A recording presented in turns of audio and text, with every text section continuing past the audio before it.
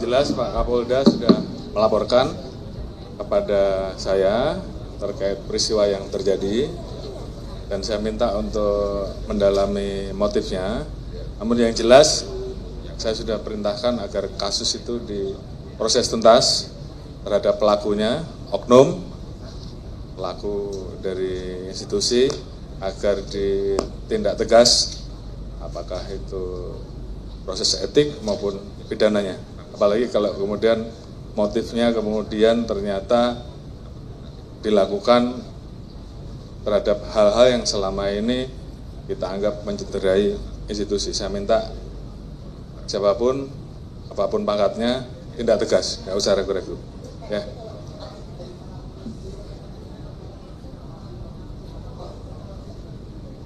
Saya kira bukan masalah konflik internal ya. Proses sedang didalami, propam sedang kita turunkan. Yang jelas kalau hal-hal yang sifatnya bisa diproses dengan hal-hal yang bersifat etik, ini secara umum ya, tentunya itu akan kita lakukan sehingga kemudian semuanya bisa berjalan dengan baik. Namun terhadap pelanggaran yang tidak bisa ditolerir, saya minta hanya 2, tindak tegas. Ya, terima kasih. Assalamualaikum warahmatullahi wabarakatuh. Ya. Yang saya hormati media, bahwa diinformasikan ada berita duka. Bagi kami ini berita duka yang sangat mendalam. Di saat para perwira kami dan seluruh anggota kami di seluruh jajaran menindaklanjuti apa yang menjadi perintah pimpinan, yaitu menumpas habis segala sesuatu yang bersifat ilegal, baik itu illegal logging, illegal fishing, illegal mining, termasuk human trafficking, people smuggling, dan seterusnya. Menjadi atensi dari Bapak Presiden dan juga pastinya kementerian lembaga menindaklanjuti hal ini. Oleh karenanya sudah saya perintahkan seluruh jajaran untuk menertibkan, bahkan untuk menindak secara tegas sesuatu usaha-usaha yang bersifat ilegal. Satu di antaranya adalah illegal mining. Yang kita temukan adalah peristiwa saat ini yang pastinya kami menyampaikan turut berbela-sungkawa yang sangat mendalam terhadap anggota kami sendiri, perwira kami sendiri, yang pastinya juga keluarga besarnya atas peristiwa yang terjadi ini.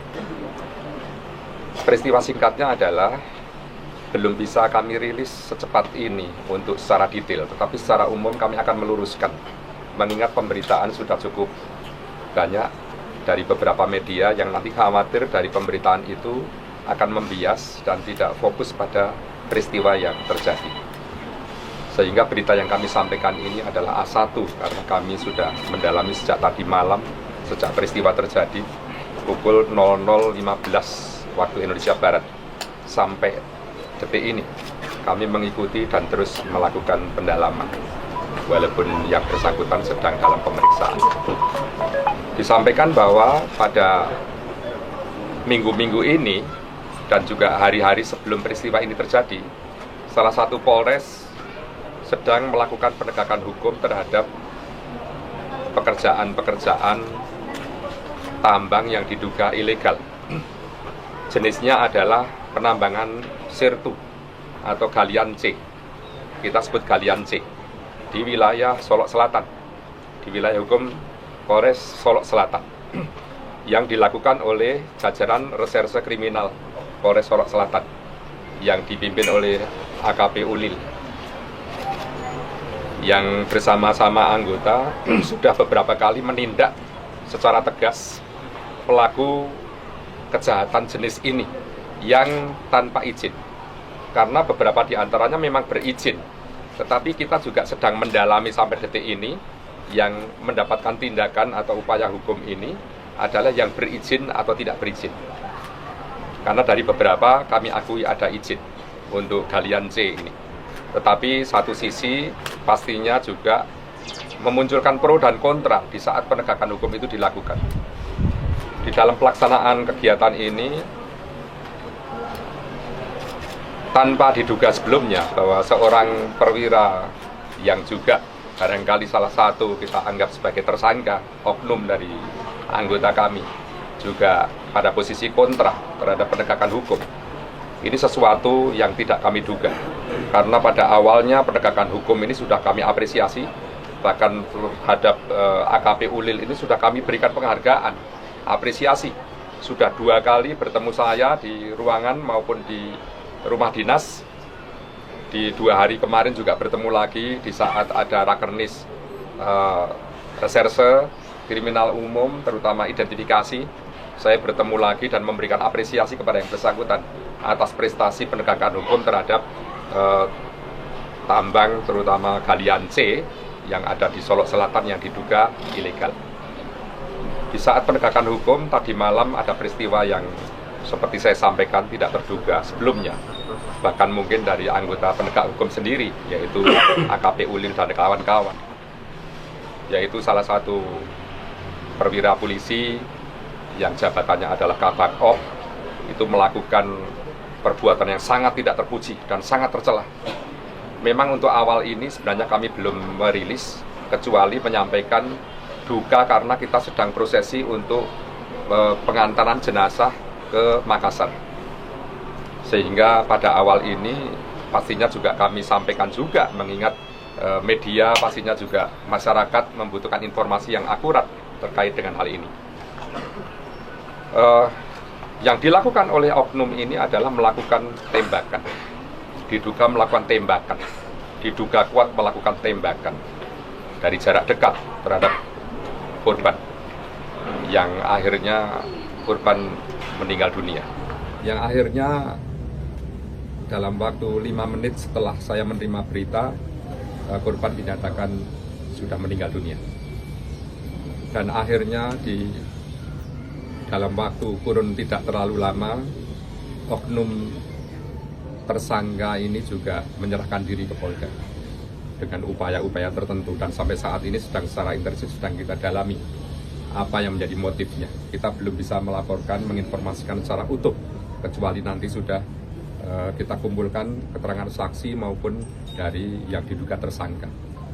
Pastinya tindakannya tegas.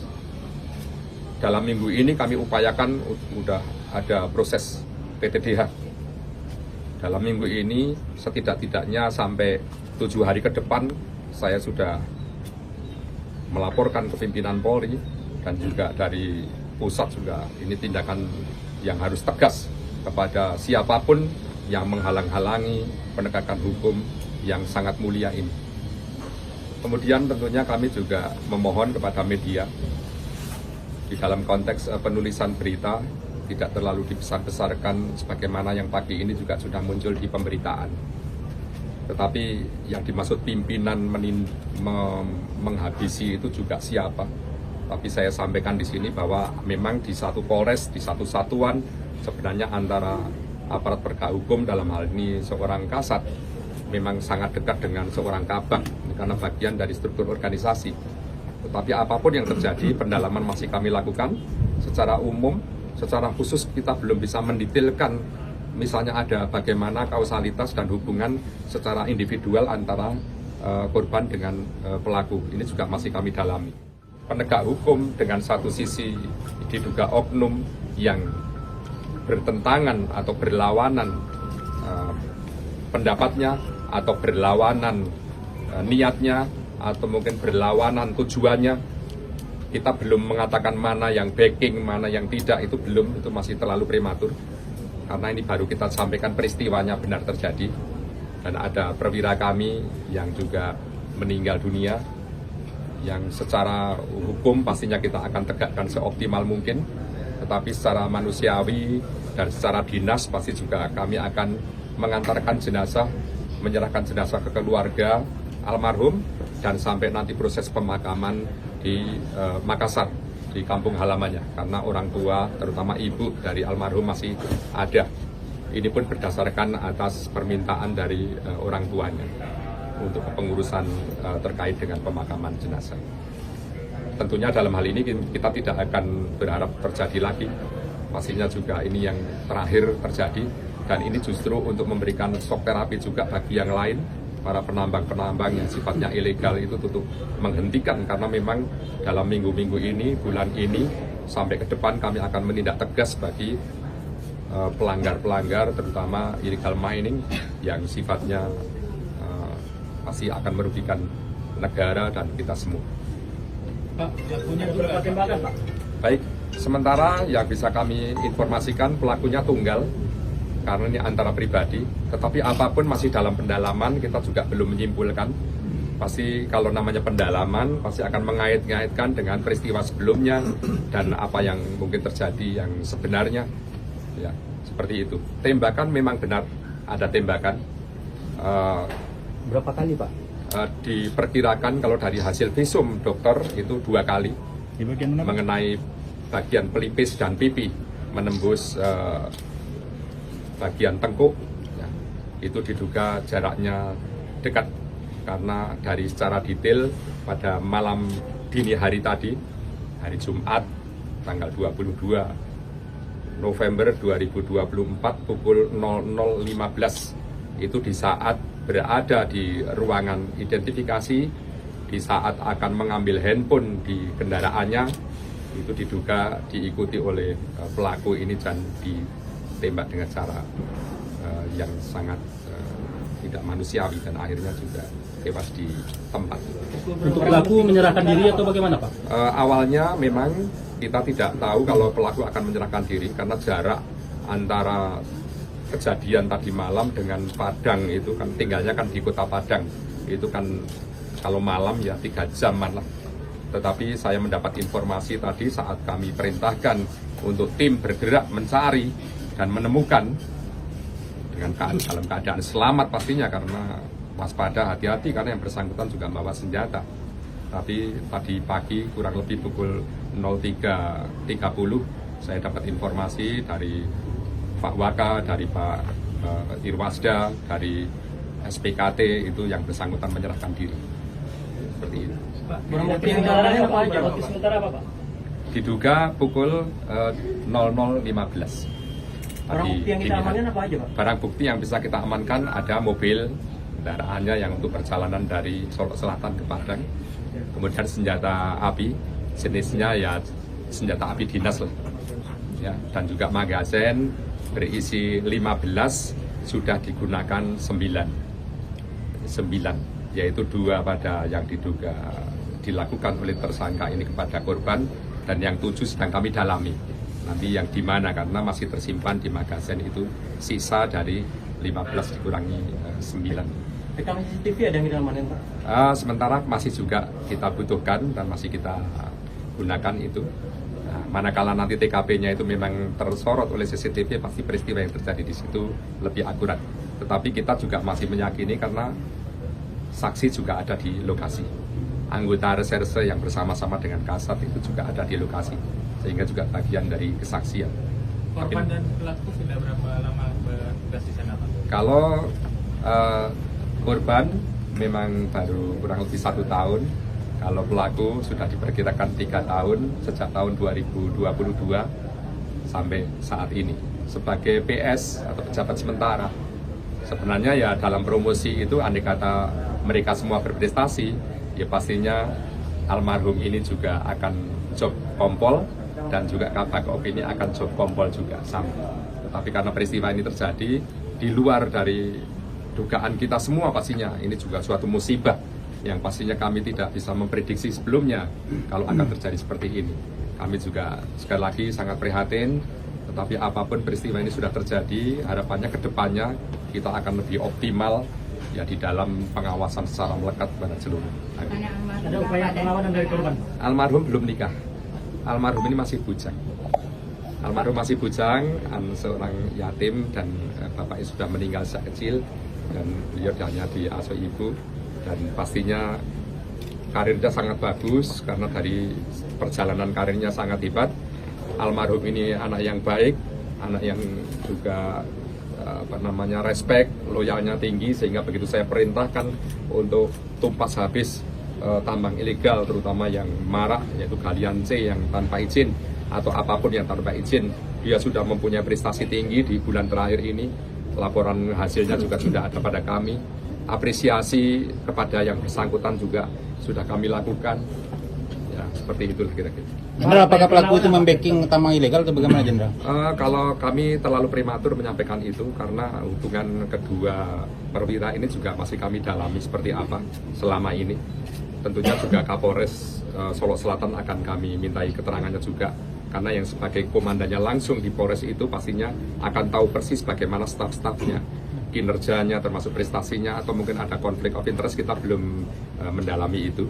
Ya, pastinya dalam proses pendalaman ini mohon waktu untuk kami nanti infokan selanjutnya. Apakah berapa orang diperiksa, Pak? Kalau diperiksa sudah 5 orang yang pagi ini. Ya, di antaranya adalah 2 orang yang bersama Pak Kasat tadi dini hari itu yang bersama-sama memproses dugaan terjadinya galian sirtu yang ilegal, galian C yang ilegal, dan juga termasuk saksi yang lain. Saksi yang lain termasuk korban, termasuk pelaku, saksi pelaku, Pak Kapolres, dan juga nanti akan berkembang, nanti akan cukup banyak ya. Kawan-kawannya yang mungkin selama ini dalam rangka menegakkan hukum walaupun tidak di TKP, nanti pasti akan kita juga periksa. Saat kejadian Pak Kapolres di mana? Ada di rumah dinas, karena kalau kejadiannya di tempat parkir, tapi Pak Kapolresnya posisinya di rumah dinas. Karena saat tadi pagi beliau melapor ke saya, Pak Kapolres jam 12.30, itu seperempat saat setelah info kejadian, pasti kan ada yang melapor ke Pak Kapolres. Pak Kapolres langsung menghubungi saya.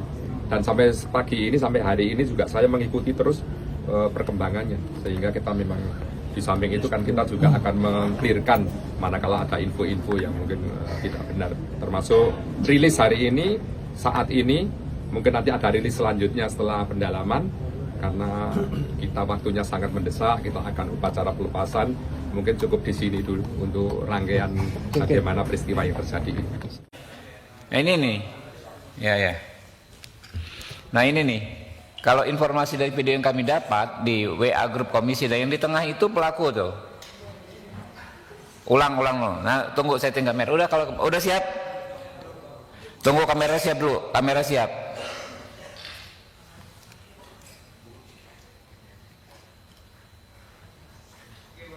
Iya tuh. Ya dari video yang kami dapat di WA grup komisi 3, nah yang di tengah itu disebut adalah pelaku tuh.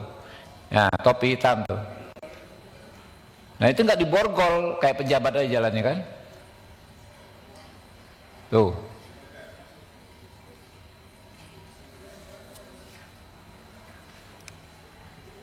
Oke.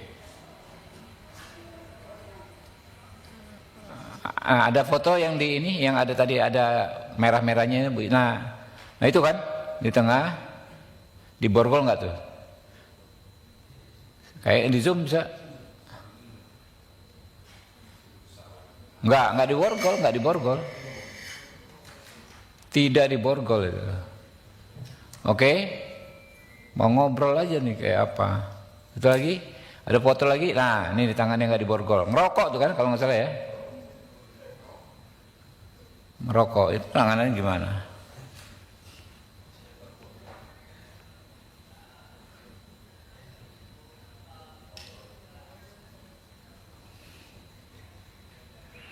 Ya.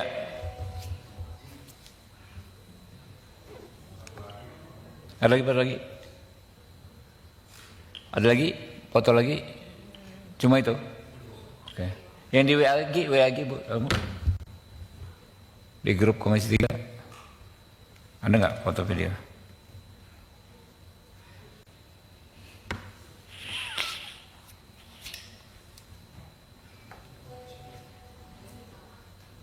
Oh sama ya.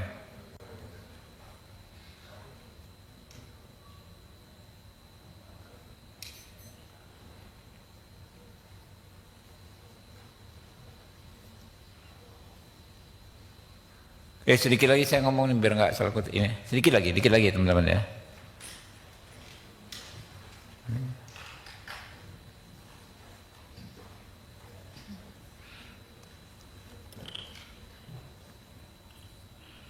Ya, ini kasus ini kan fenomena oknum ya. Kami yakin Pak Kapolri, Pak Listio Sigit bisa menertibkan anggotanya seperti ini. Kalau standarnya Pak Sigit, ya standarnya Pak Kapolri, orang-orang begini nggak ada ampun. Pastilah ya akan diproses dengan tegas, akan ditindak dengan keras untuk menerima hukuman yang seberat-beratnya, baik dalam konteks pidana maupun dalam konteks etik. Ya, jadi insya Allah ya kami percaya Pak Sigit bisa segera menyelesaikan masalah ini. Terima kasih. Oke guys, yuk, thank you ya. Nah, ini sekalian yang mau doorstop daripada gue dikejar-kejar kayak apaan gitu kan. Ada mau nanya apa aja coba kalau jawaban ini.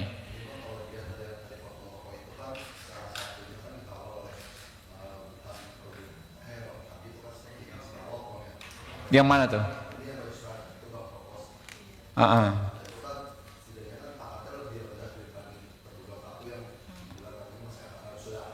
AKP Pak.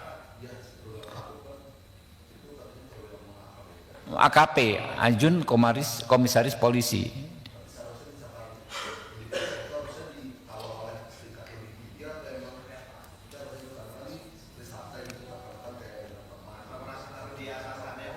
Ya mungkin saja, itu dia. Makanya siapapun sebetulnya kalau namanya tersangka kan ya harus, ini apalagi pembunuhan ya, harusnya diborgol gitu loh.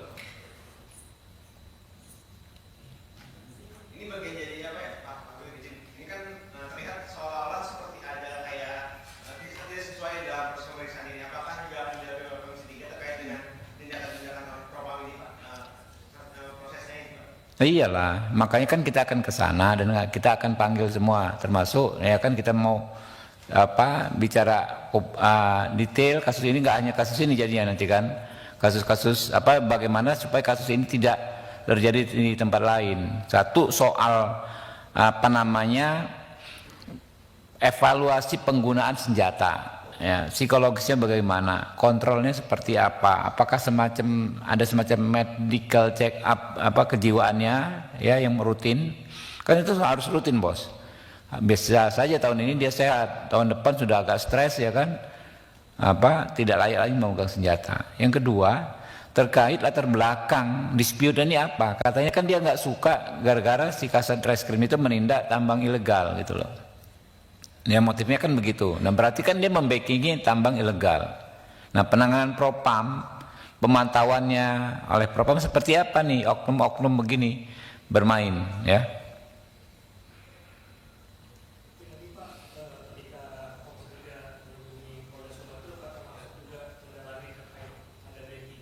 Iyalah, itu yang saya baru sampaikan tadi bos. Oh aduh, ini sorry ya, saya mulainya terlalu awal tadi. Yang janjian dari pagi baru ini datang. Saya yang terlalu awal tadi karena kelaparan belum makan siang. Bisa ini enggak sih? Bisa dikasih sama yang teman yang punya ini enggak sih? Bisa kan? Biasalah. Sanger, sama-sama ngerti.